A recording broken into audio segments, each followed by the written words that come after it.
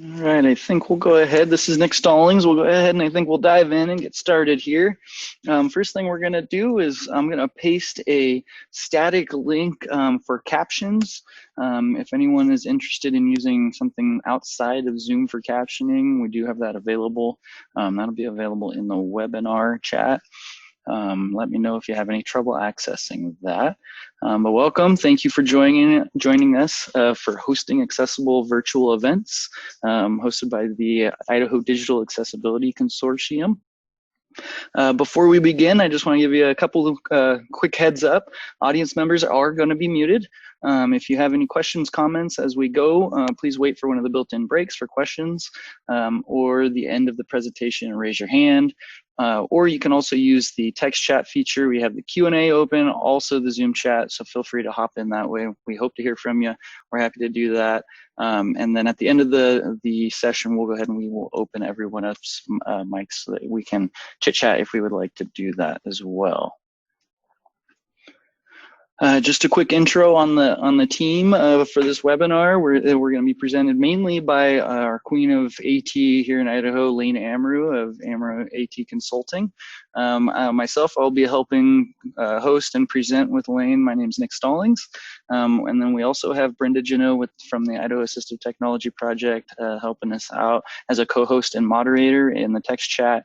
And then she'll also be helping out with links that you can kind of play along with if you'd rather listen and read as you're going. We do have some supporting information that we'll be putting into the Zoom chat for you if you're interested in checking that stuff out.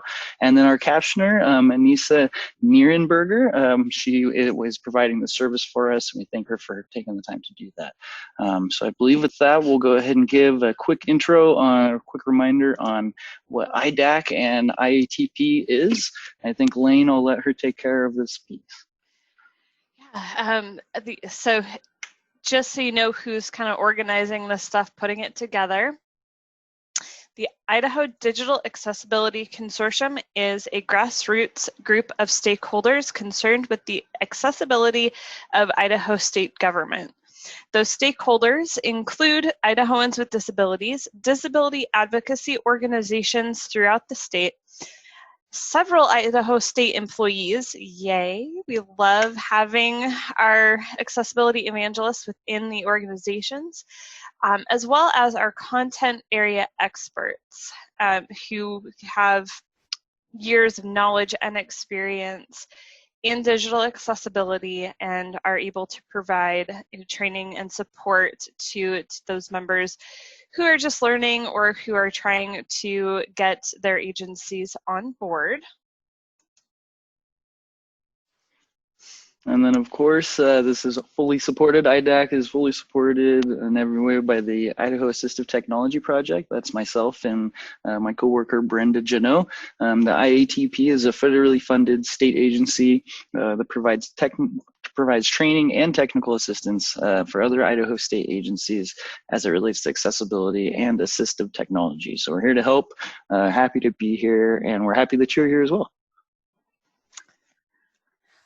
I'm going to give you guys a few moments if there are any questions about the setup today, IDAC or IATP, because we are going to dive straight into this stuff today. We don't even have an objectives slide. We're just diving right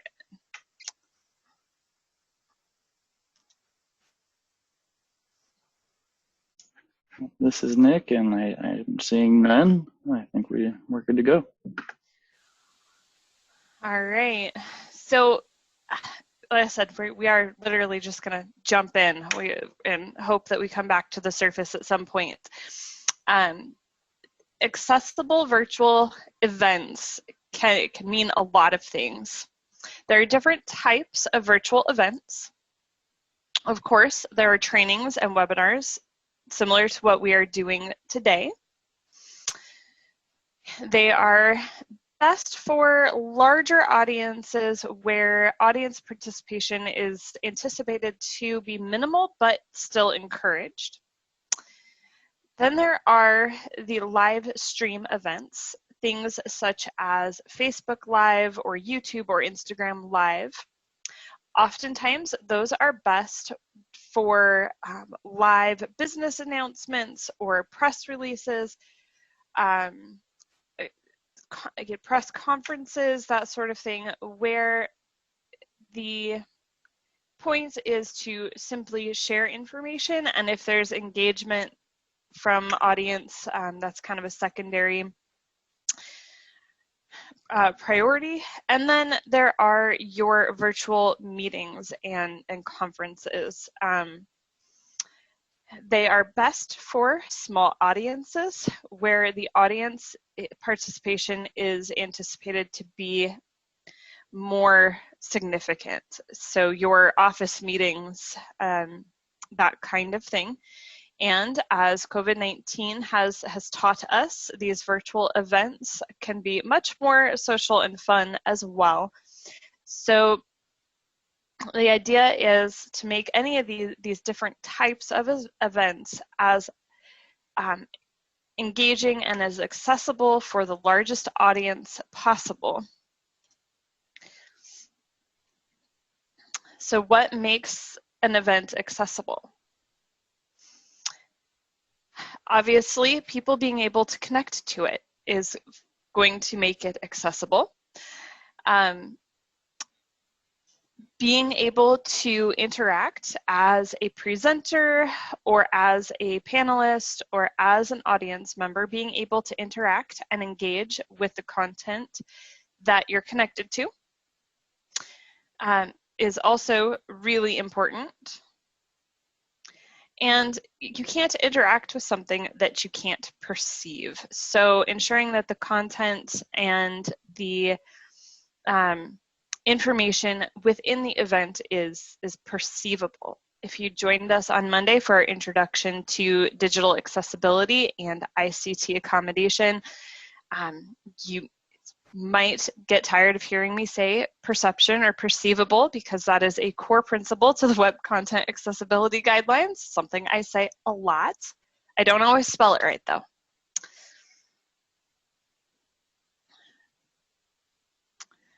So when we talk about connectivity, we're thinking about, we want to be thinking about how are our audience members going to connect to us? Do they need a specific device, application or program, service? Do they need to be a member of some sort of service, such as Facebook or YouTube or Zoom? And is that going to be affordable for the audience members? In some cases, these things, if it requires a specialized device, if a participant must have a computer, tablet, or smartphone, you got to kind of consider your audience. And if your audience is perhaps more low income or technically challenged, perhaps they don't have access to devices. So would there be another way for them to connect, such as a telephone? And any of those devices, applications, or services, are they accessible to assistive technology?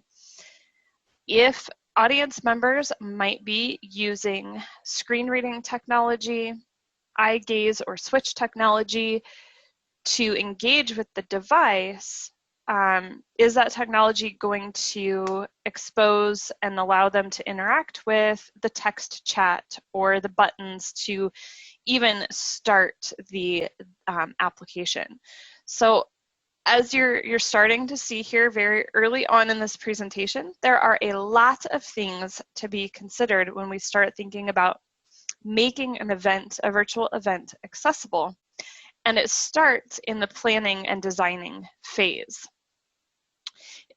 Just like we talked about on Monday in that intro presentation, it's a lot harder to add on accessibility and accommodations than it is to start with something that has been designed and with accessibility and connectivity considered from the very start. So these are all questions that you kind of have to ask. And the question then becomes, okay, so I know that, my audience needs a way to dial in, etc. How do I know, or, what services allow. How do I make sure that the services I'm using allow for that different type of connectivity? How do I know that their apps are accessible to assistive technology? You'll be kind of asking yourself these questions. The best place to look is going to be the documentation of the event provider's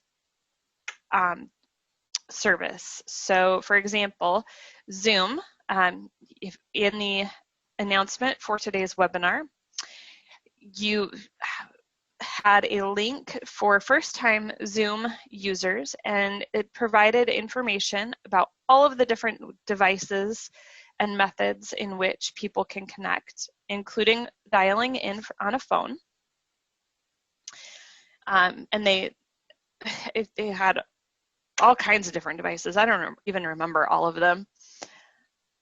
And we also had a link for Zoom accessibility features. So right there within the Zoom documentation, we were able to answer the questions about connectivity. How can our audience members connect? And do those methods of connecting meet our audience's needs?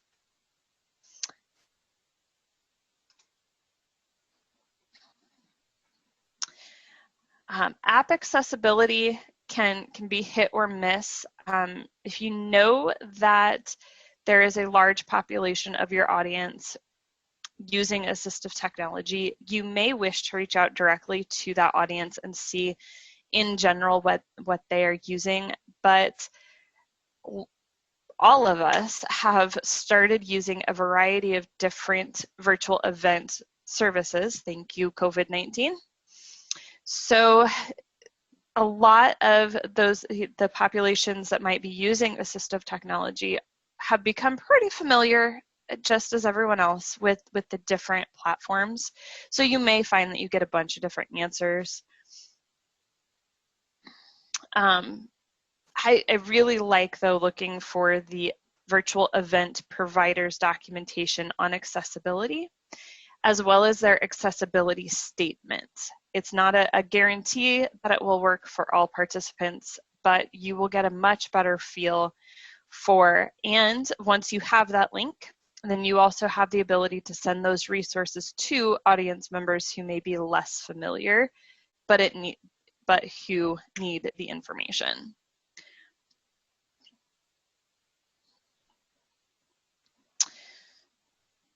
You may also find very specific and detailed accessibility information in some of their guides.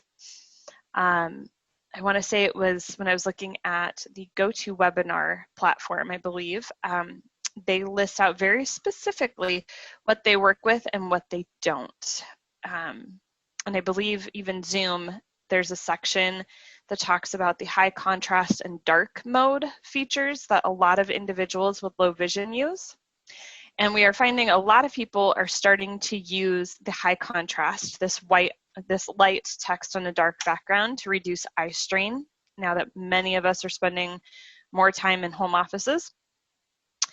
And I know GoToWebinar and Zoom in particular both have very specific platforms on which it works. If you need the high contrast on Chrome operating system, like a Chromebook, for example, last time I looked, it didn't work, but they're changing these things all the time. It was very specifically listed that it only works on Apple and Android tablets last time I looked. So kind of keeping that in mind, again, knowing your audience is super important in the connectivity and accessibility of the apps. And the best source for that information is going to be the virtual event providers documentation. If there are any questions on connectivity and app accessibility, now may be the best time to ask.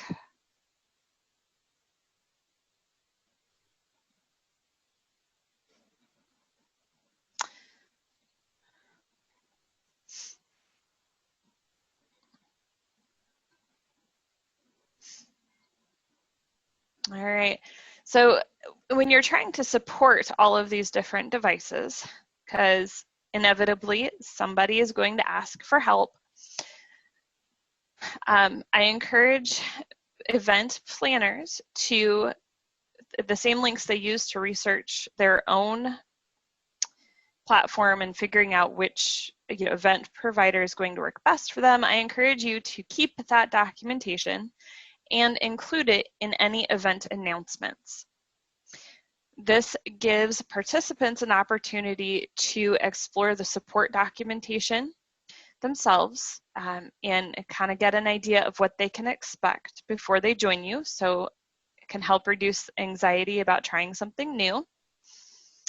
And then also keep that link on hand the day of the event, and that way you can provide it in the text chat if needed, or if you have a moderator who would be able to reference that and answer very specific questions, that can be a great help for some of your audience members.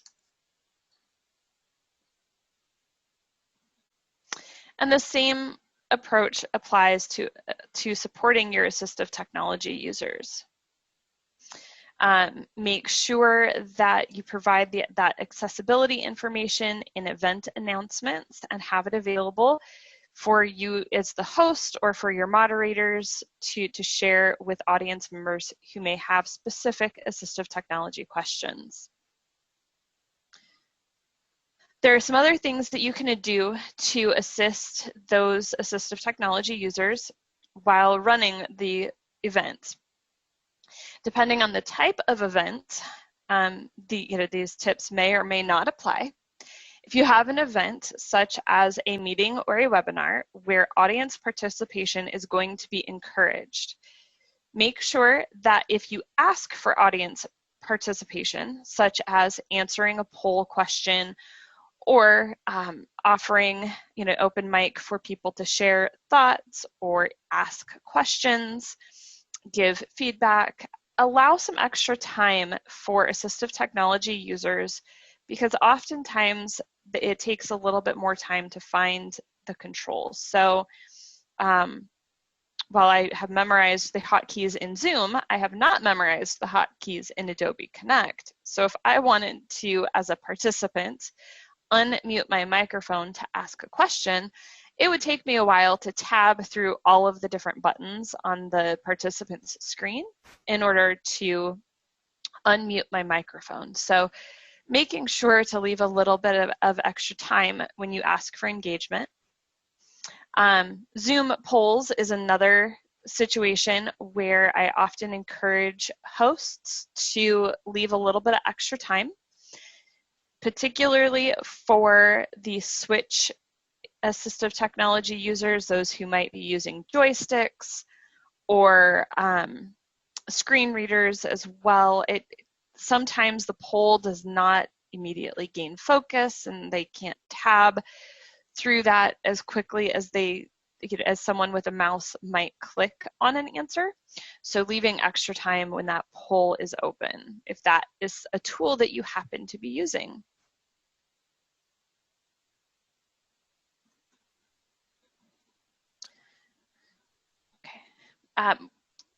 When we talk about multiple means of interaction, we're talking about all the different ways that you are going to engage with one another as a host, as a panelist, as a moderator, as an audience member to the panelist or the host, audience member to audience member.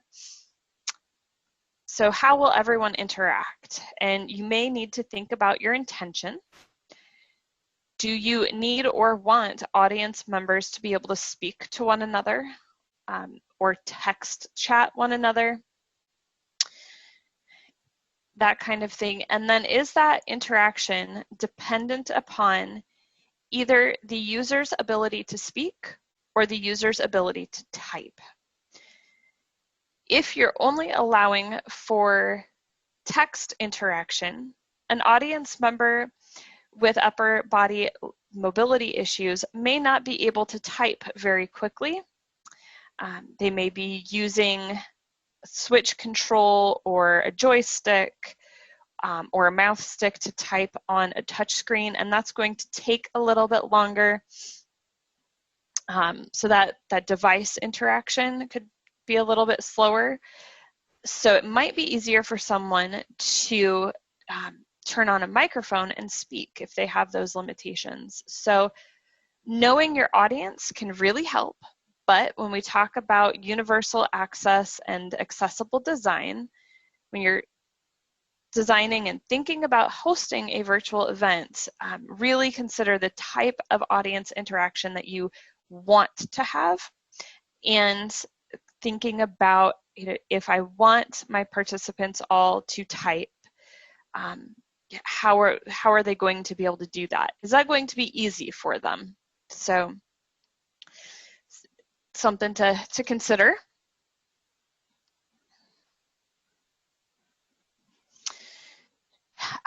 Again, the event service documentation is going to be the best place to figure out the different ways that audience members can interact with a presentation or a virtual event.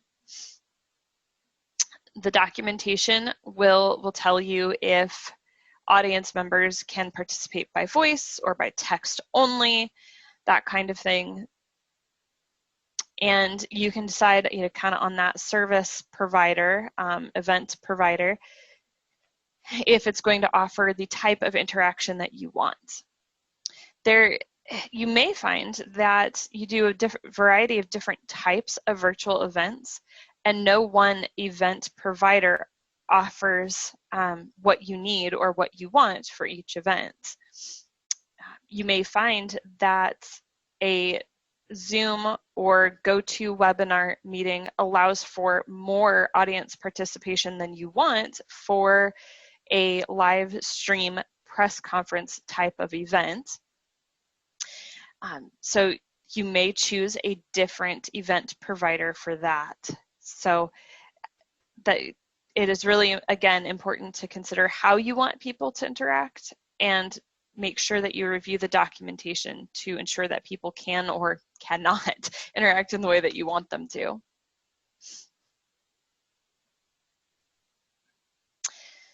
So one question I get then is,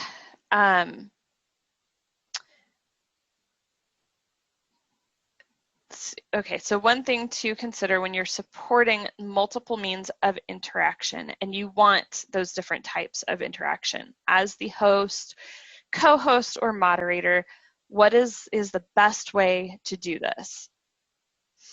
So the best thing you can do is create a plan and assign roles for hosts, presenters, panelists, and moderators. It does mean having a larger team, which may not always be practical, but it does allow for more interaction. So that's part of the reason that in our webinar, we have Brenda in particular helping us out as a moderator, but Nick and Brenda right now are able to moderate the text chat. They are able to engage with those who need to type out their questions as they come to mind. And when you have a co-host or moderator who is knowledgeable in the same content area, they can often answer back in text and answer those questions for individuals without interrupting the flow of the presentation or whoever happens to be presenting at a given time. And then creating breaks in the presentation to allow for interaction. If you're wanting audience feedback, build time into the presentation for that, so that those who may be using different assistive devices or who may have difficulty organizing their thoughts to type or speak a question have ample time then to form their thoughts, type their thoughts, and interact with the interface then to actually engage in the way that is meaningful to them. I struggle with this, but I am learning. It is okay to have 15 to 30 seconds of silence in a live streamed event to allow for that participation, especially if you don't know your audience and you don't know, what's going on out there.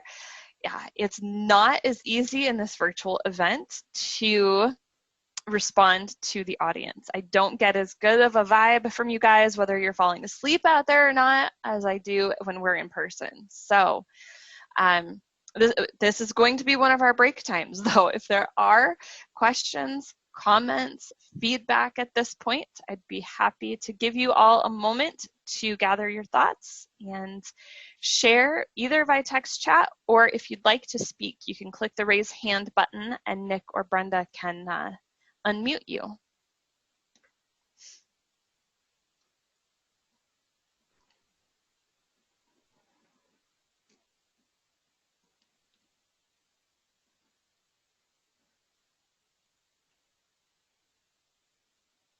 And I have started using quiet breaks as my mini coffee breaks.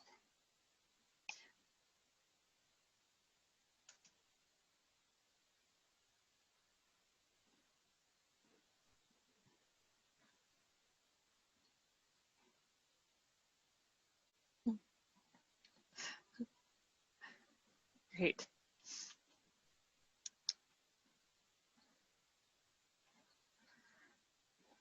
All right. We are ready to dive into perception. And again, thank you we did have a couple of people say that they just wanted to let me know they are here and listening. We appreciate that. We love the engagement. It helps us stay on track as well. So diving into perception, we're going to take a look again at the design process, the thought process in designing your event. Got to think about how people are going to perceive your content. When we talk virtual, they're obviously not going to be reaching in and getting their hands on and building things. So perception in this case is going to mean seeing and hearing your content. There may be any number of reasons that a participant may not be able to see or hear your content very well. With it raining here in the Treasure Valley, some of us may be having internet, well, not just raining. How many of us out there have children at home who are homeschooling and another partner at home with us who might be in a virtual event themselves? There's a lot going on with our bandwidth right now. And that is even true on an ordinary day for some folks. And in different parts of our state, Idahoans are still working off of old dial-up internet in some parts of Idaho. So sound may be broken up, may fade in and out. The presenter or panelist may not have the best sound setup. They may have background noise. I lucked out today. My sitter was open. So when my husband went in for overtime, the kids went to daycare, no screaming, running children in the background. And I can lock the dogs in a bedroom, so that helps. All of those background noises can impact your participants' ability to hear though. So it is important to have, as a presenter, have a quiet, good acoustic setup, but your participants may still have technological limitations that make the audio difficult to hear. So having pieces in place to allow for seeing the spoken word instead of necessarily hearing the spoken word. And then any number of reasons that participants may not be able to see your content. While I'm sure you're all enjoying my random compilation of images on my slides, some of you may be driving or may have your video disabled so as to preserve bandwidth in your homes. because you're not the only one doing this virtual event thing. Or again, the rain in the Treasure Valley today can also sometimes impact internet connectivity and bandwidth. So you may have that video turned off and not be able to see all my pretty pictures, which are all decorative. They're all random kind of things, somewhat related in some cases, other cases not. Like the image here, I believe, if I remember right, has eyes and ears on it. But there's any number of reasons that people may not be able to see your content as well. So making sure that you have systems in place to ensure that there are other ways to perceive that visual or auditory information can be huge.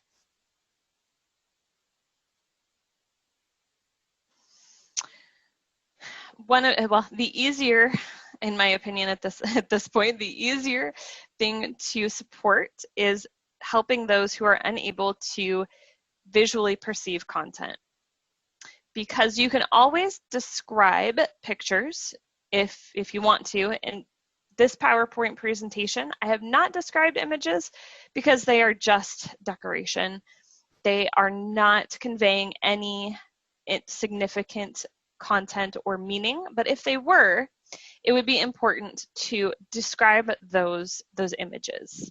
If I displayed a picture of a chart or a graph, it would be very important to also speak that data so that those who are not able to see their screen for whatever reason could hear the same information. As the presenter, if you design your presentation in a way and you're aware of the fact that something is visual and needs to be spoken, it's typically pretty easy to build that description into your live event.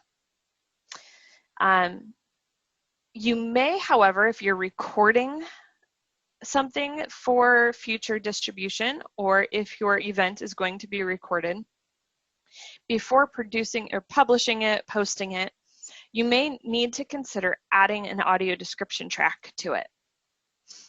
One of the other considerations is to provide an accessible version of the PowerPoint or slide deck if you have one. And Brenda, if you could share the PowerPoint, accessible PowerPoints and accessible Google Slides links, Nick or Brenda, either one of you.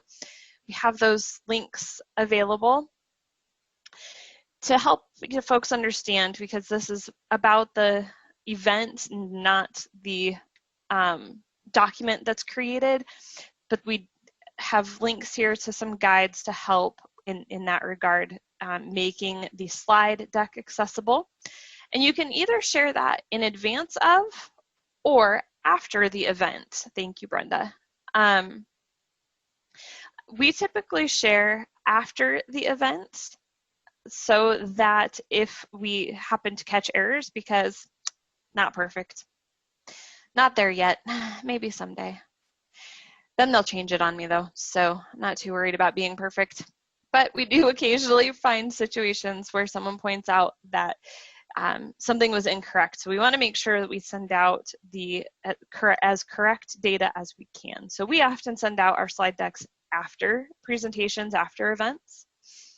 But making sure that those are going to be accessible is pretty important as well.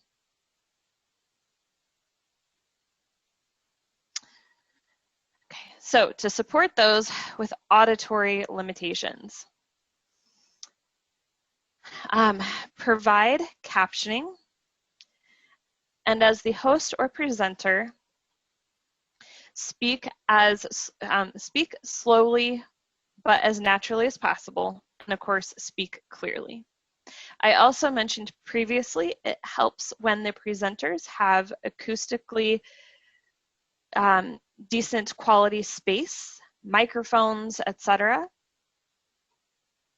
And remember that if captioning is interrupted at any point during your presentation, because technical errors exist, make sure that you stop the presentation. You don't want anyone who is relying on those captions to miss out on something. So,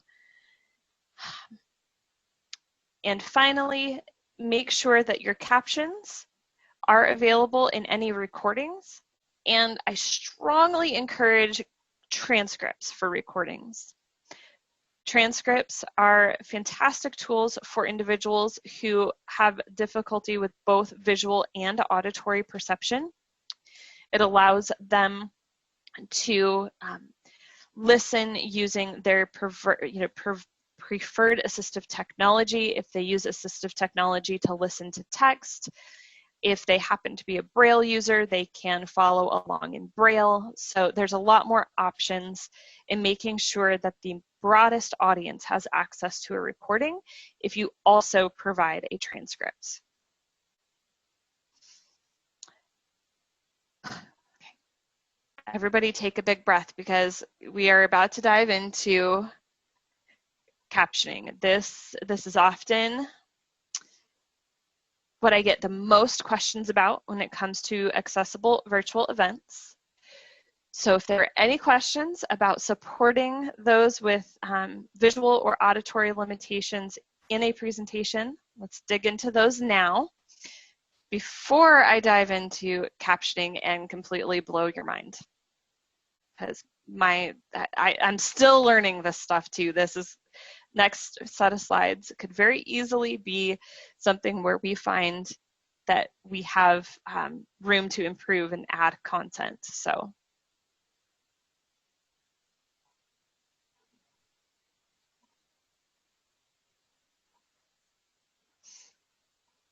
Okay, captioning is the process of converting the narration, dialogue, music, and sound effects of any virtual event or recording into text. Typically, captions are displayed as white uppercase text on a black background.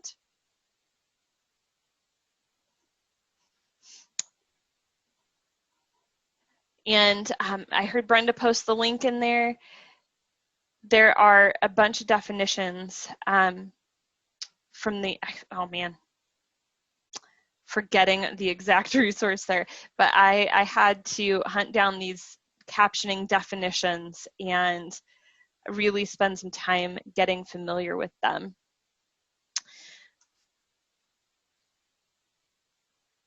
Okay, there are two ways to generate captions. Automatic speech recognition, ASR, captions use speech-to-text technology to transcribe the spoken word into text to be displayed. And then there's live captioning. And I've seen and heard different terms used. CART is one of them.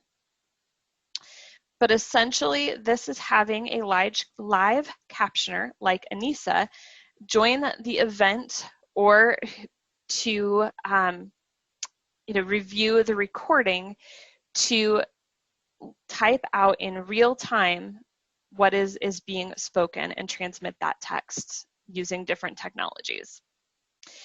Each of these options for generating captions has some advantages and disadvantages.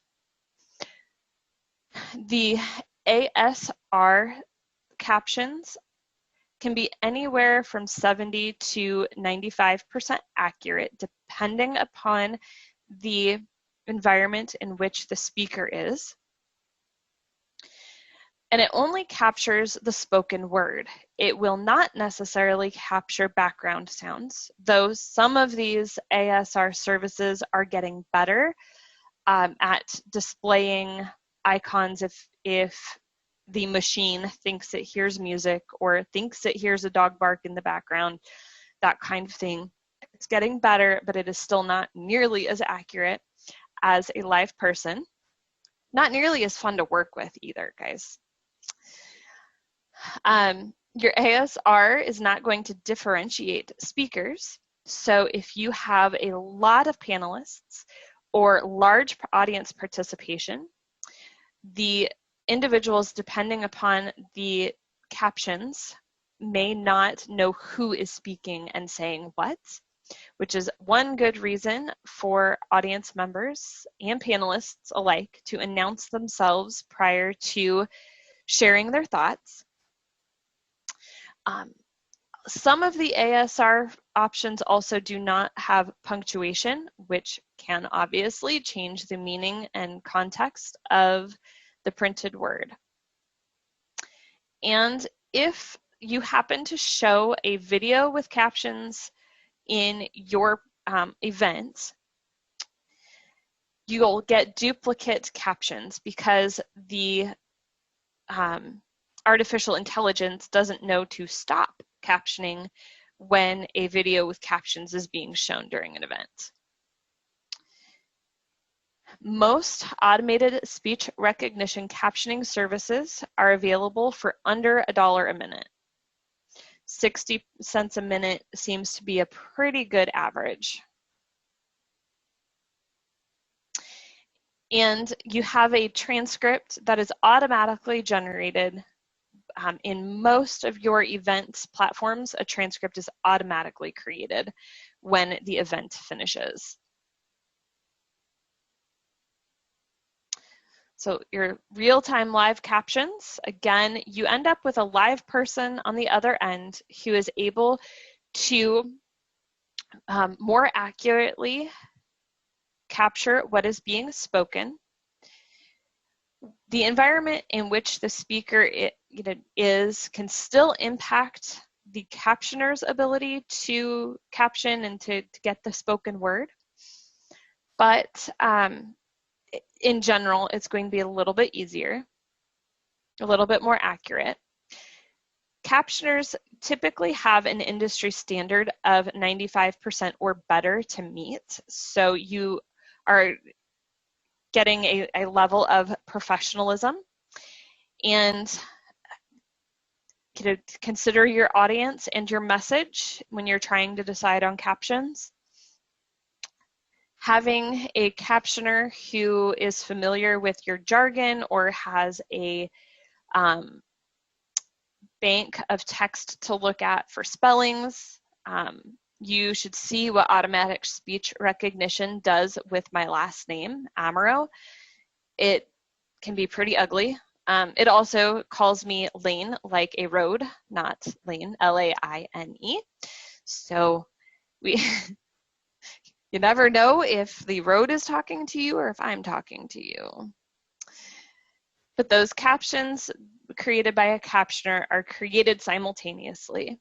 If any of you happen to click on the stream link that Nick provided at the beginning of this presentation, as you watch, you may also see at any given time parts of the captions being deleted and re-entered because the captioner is able to automatically stop and correct in real time as well. Captioners will be able to identify new speakers. I know that for us, Anissa has Nick and Brenda and I, she has our names in a bank so she can quickly add our names when we start speaking. But if when we open up the floor, if we have someone else enter to speak, she can put a little chevron indicator that will notify someone, depending on those captions, that someone new is speaking, a new consciousness is behind these words. They also have the ability to capture all sounds in the background and convey those.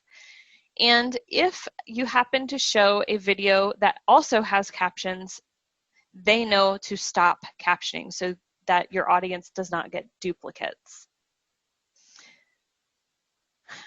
The transcript accuracy post-event is also going to be more accurate.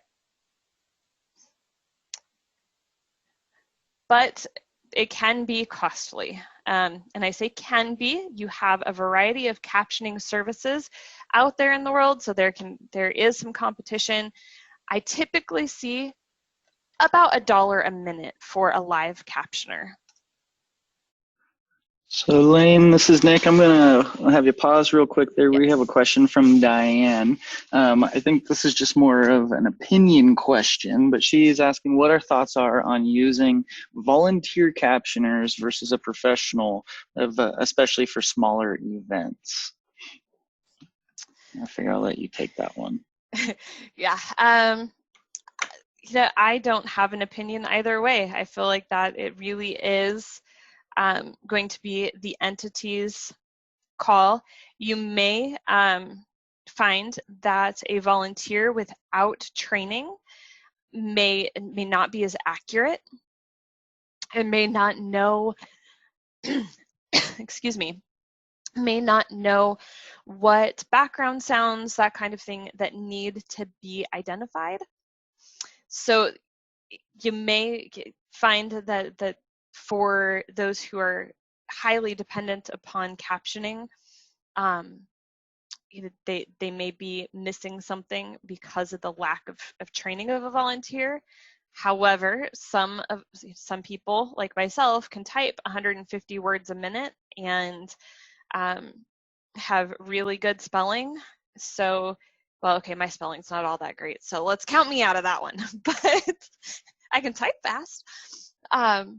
So you may find that it works just fine for your given audience or the specific event.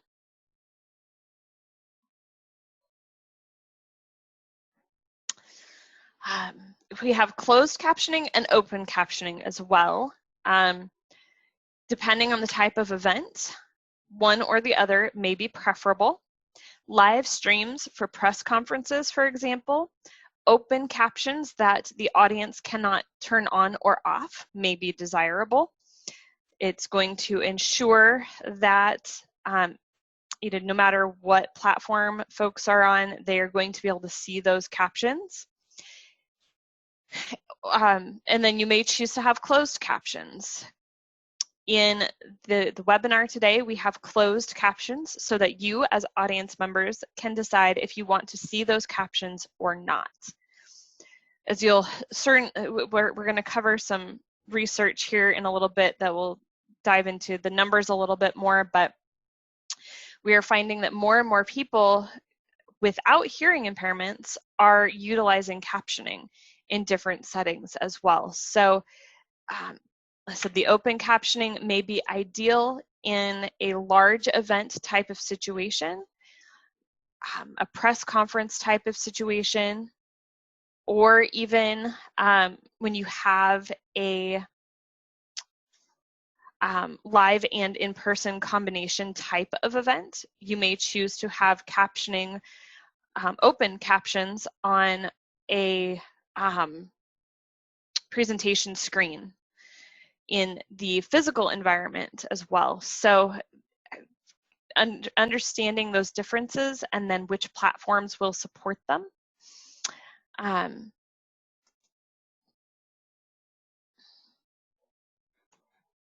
So if you're confused right now about captions, that's completely expected.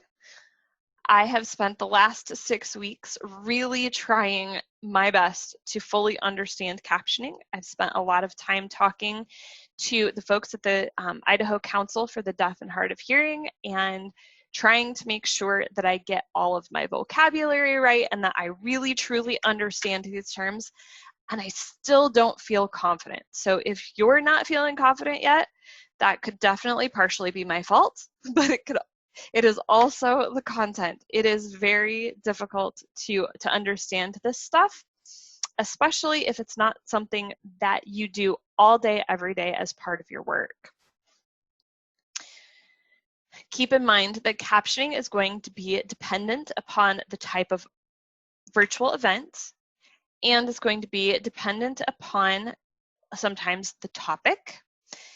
The content, highly technical content, I strongly encourage live captioners and providing them with a list of terms in advance, because they oftentimes have electronic dictionaries where they can add specialized terms for quick access. So if it's a highly technical type of presentation or event, it is something that I strongly encourage. But really weigh the pros and cons of the automatic captionings versus a captioner or a volunteer. Weigh the pros and cons of having that caption stream all the time in an open caption, which may be distracting to some people, may be helpful to others. So really, there is no right or wrong answer. Choosing a captioning service can also be overwhelming. I found a link to Described Captioned Media Project, in which the captioning services can register, and it's a very comprehensive list of all of the different captioning services out there. You'll find some like 3Play Media and Rev that are very popular, and they offer both automatic speech recognition and live captioners, and you can pick and choose depending upon the event and the platform which you're going to use. So then it's all in one place. And you will also find all kinds of different rates among all of those different captioning providers as well. We love Anissa, so I don't know that we're going to recommend her because we want to keep her. No, I'm kidding. I'm kidding. But Anissa has really been great. I've really enjoyed working with a live captioner, so I would encourage it.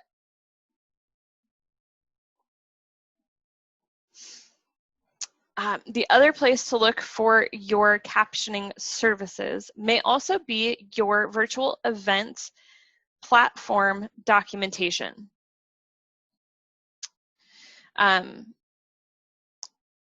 They will oftentimes note services that they do work with. I'm most familiar with Zoom, and but at the moment I can't think of which one they actually recommended in their documentation. But there is, again, that Described and Captioned Media project with the captioning service vendors list can be a great place to start if your virtual event provider does not allow, does not promote or suggest a given provider.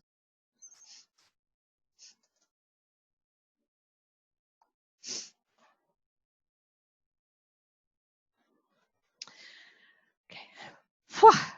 All right, any questions about captioning before we dive into why we would spend, go to this extra effort and expense for a virtual event? I need a coffee break.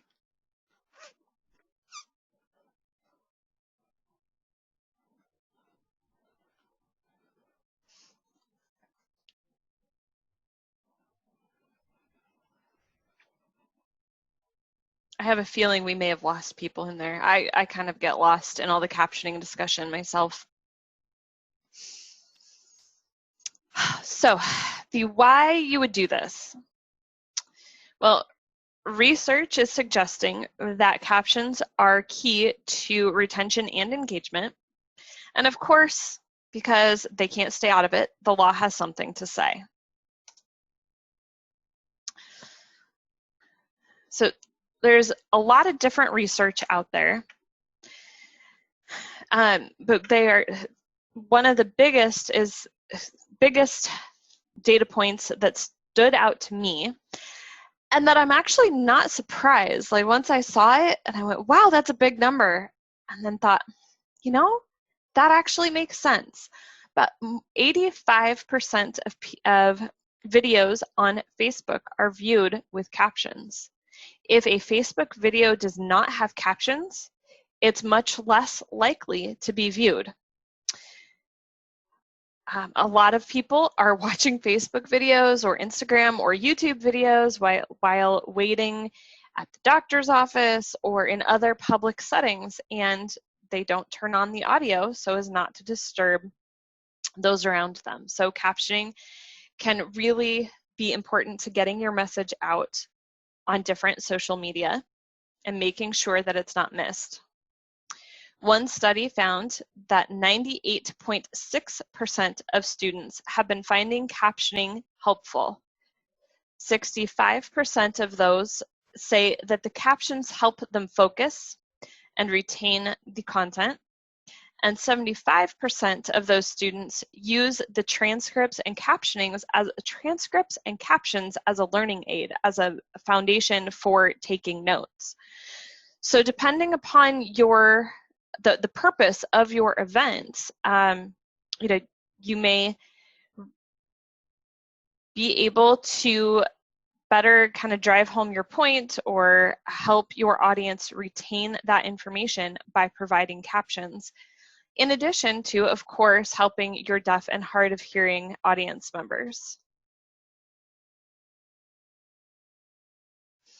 Here we go with the law stuff. I don't like it, but I have to include it. Don't forget that the Workforce Innovation and Opportunity Act, which is basically the Rehabilitation Act of 1973, just reauthorized most recently. Depending upon your agency, organization, or business, sections 501, 503, 504, 505, or 508 may apply. The Americans with Disabilities Act may also be applicable. I'm forgetting at the moment. I think it's Title II that is applicable to government entities, but it might be Title III. I'm having a brain lapse at the moment. But Title I, II, or III may all apply. Title I is applicable to employment, so making sure that employees of a given entity have access. So any one of those three titles of the Americans with Disabilities Act may be applicable. And then the 21st Century Telecommunications Act, specifically Section 255, is also likely applicable to any governmental agency.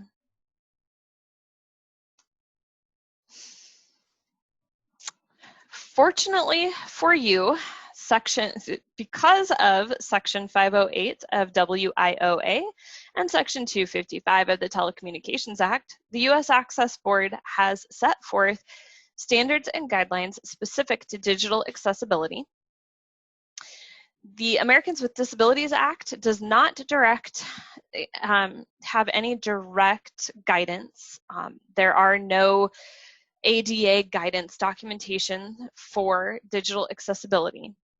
However, the courts and the Department of Justice have repeatedly over the last several years ruled that the access to digital content is the same as access to a physical space.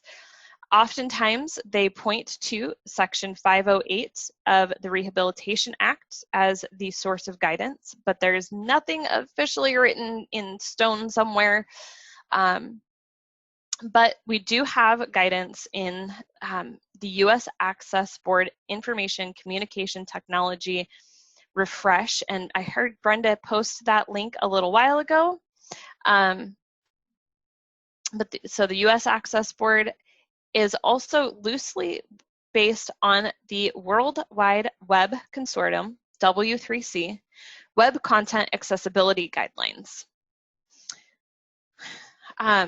Captions for pre-recorded videos, live captions for live video, and audio descriptions for pre-recorded video are examples of the Web Content Accessibility Guidelines, WCAG, that might be applicable to your virtual event.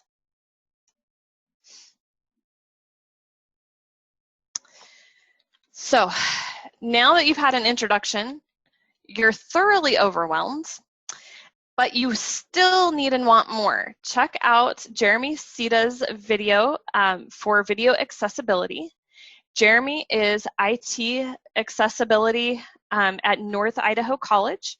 one of our IDAC members. As I mentioned at the beginning of the presentation, the consortium has many content area experts, and some of those members have, graciously offered their talents in recorded options to go along with our live events this week in recognition of Global Accessibility Awareness Day.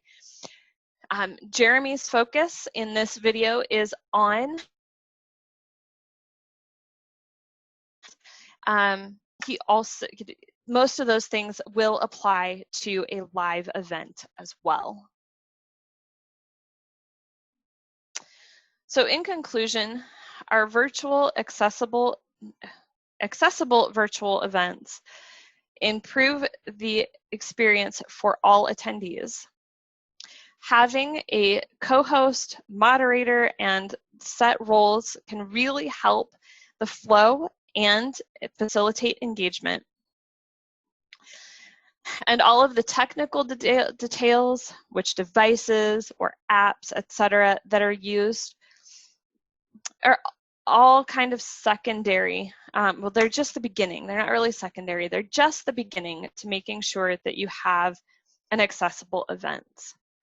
And meeting etiquette, such as announcing your name, can really go a long way in continuing to improve the audience experience.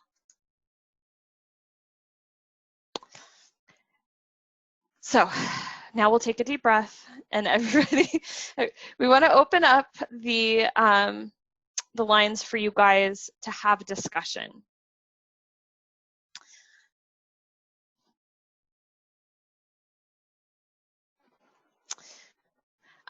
We have a question about what about second language? And that will be highly dependent upon the virtual event provider, and goes beyond what we were talking about today in terms of accessibility. But it would definitely be something to consider with your audiences.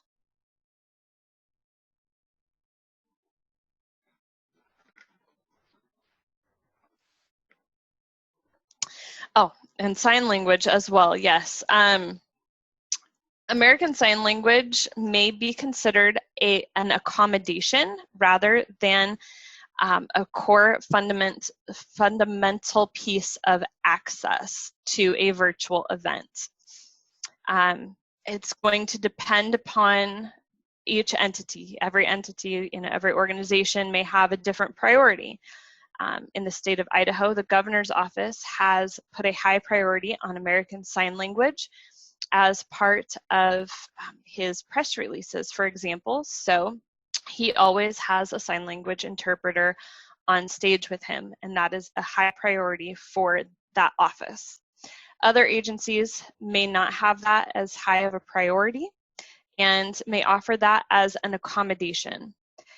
So if someone were to email in advance of an event and ask for a sign language interpreter, that would be an accommodation made on that individual basis, where captions are considered more of general access for more than just the deaf and hard of hearing community.